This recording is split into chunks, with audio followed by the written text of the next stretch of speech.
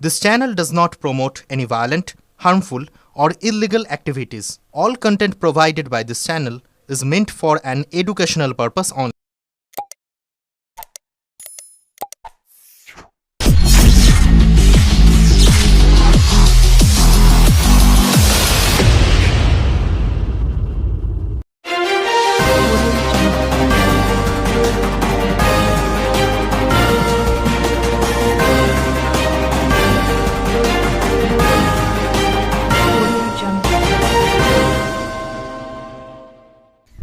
টাকা জাল নোটে গ্রেপ্তারের ভুয়ো খবর ঘিরে চাঞ্চল্য। চুঁচুড়া আদালতে অনুগামীদের নিয়ে আইনি পথে দেবব্রত বিশ্বাস। 500 টাকার জাল নোটে দেবব্রত বিশ্বাস গ্রেপ্তার, এমনই ভুয়ো খবর একটি ইউটিউব চ্যানেলের মাধ্যমে সামাজিক মাধ্যমে ছড়িয়ে পড়তে চাঞ্চল্যের সৃষ্টি হয়েছে গোটা বাঁশবেড়িয়া জুড়ে। বিভ্রান্তি ছড়িয়ে পড়ে দেবব্রত বিশ্বাসের অনুগামীদের মধ্যেও।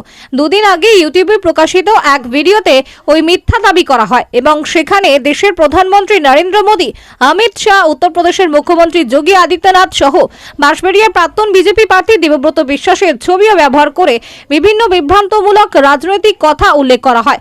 খবরটি প্রকাশ্যে আসতেই রাজনৈতিক মহলে নানা জল্পনা তৈরি হয়। উল্লেখ্য, 2021 সালে বাঁশবেড়িয়া বিধানসভা কেন্দ্র থেকে বিজেপির প্রার্থী হয়েছিলেন দেবব্রত বিশ্বাস। পরবর্তীতে লোকসভা নির্বাচনে তাকে দলের প্রার্থী কো-কনভেনার পদেও নিযুক্ত করা হয়। সেই নির্বাচনে গেরুয়া শিবির এগিয়েছিল বাঁশবেড়িয়া অঞ্চলে। তাই 2026 সালের বিধানসভা ভোটের আগে হঠাৎ তেমন বিভ্রান্তিকর প্রচার নিয়ে বাড়ছে রাজনৈতিক গুঞ্জন।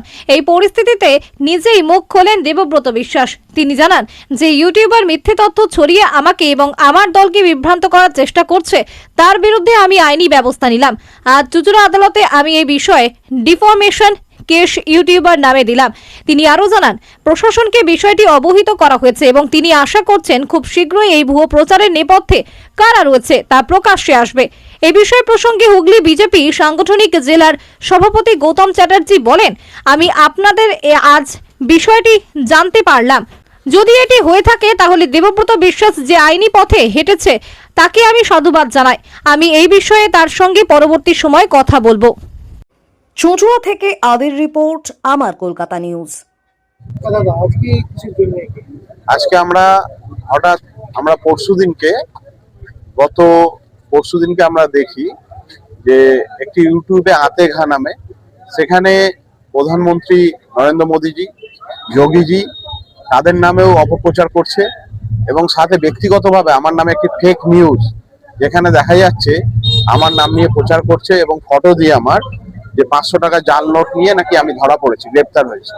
তো এটা সম্পূর্ণ ফেক নিউজ, অপপ্রচার এবং আমার এতে সামাজিক সম্মানহানি হয়েছে, যার জন্য আমরা মগরা থানায় কমপ্লেন লজ করেছি এবং চুঁচুড়া কোর্টে এসেছি আমরা ডিফরমেশন শুট করতে এবং সাইবার ক্রাইমের ওসির সাথে কথা বলে আমাদের অ্যাডভোকেট অলরেডি চিঠি করছে এবং সেখানে যাতে এফআইআর লজ হয়, তার এগেনস্টে যা যা ব্যবস্থা নেওয়ার আইনগতভাবে সেই ব্যবস্থা নেওয়ার জন্য আমরা এসেছি।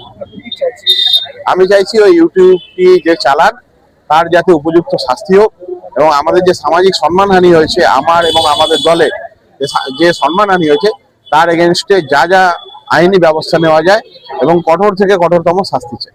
দাদা, গত দুদিন আগে একটি ইউটিউবার আপনাদেরই 2021 সালে বিজেপি প্রার্থী সপ্তগ্রামে দেবব্রত বিশ্বাসের নাম করে একটি প্রোফাইলে ছেড়েছে যে উনি 500 টাকার জাল নোটে গ্রেপ্তার হয়েছে। তার জন্য দেবব্রত বিশ্বাস আইনের দ্বারস্থ হয়েছে, আদালতের দ্বারস্থ তিনি হয়েছেন এবং বিজেপির বিভিন্ন নামে 26-এর আগে এরকম পরিকল্পনা চলছে। অবশ্যই কি বলবেন?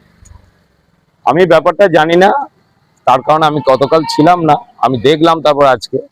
নিশ্চয়ই এটা নিয়ে আমি খোঁজ খবর নেব এবং আইনি পথে যে ব্যবস্থা নেওয়া দরকার সেই ব্যবস্থা নিশ্চয়ই নেওয়া হবে এবং আমরা পার্টির তরফ থেকেও যদি এরকম অপপ্রচার চলে বা এরকম কিছু করা হয় নিশ্চয়ই তার এগেস্টে আমরাও চাই এটা আইনিভাবে হোক এবং যারা এর সাথে যুক্ত আছে তাদের উপযুক্ত শাস্তি পায়। আজকে আদালতের দ্বারস্থ হয়েছে আপনাদেরই মানে যে কনভেনার দেবব্রত বিশ্বাস, সেটা নিয়ে কি বলবেন? ভালো করেছেন, তার কারণ হচ্ছে এরকম মিথ্যা বদনাম দিয়ে বা যদি কেউ এরকম করে থাকে, পার্টিকে দূষিত করতে চায় বা পার্টির কর্মীদের দূষিত করতে চায়, তার এগেনস্টে নিশ্চয়ই আইনি পদক্ষেপ নেওয়া উচিত এবং এবারে উপযুক্ত তদন্ত হোক এবং যারা সত্যি করে অন্যায় করছে তারা শাস্তি পাক, আমরা এটাই চাই। আপনি কি কথা বলবেন এই বিষয় নিয়ে? অবশ্যই কথা বলবো।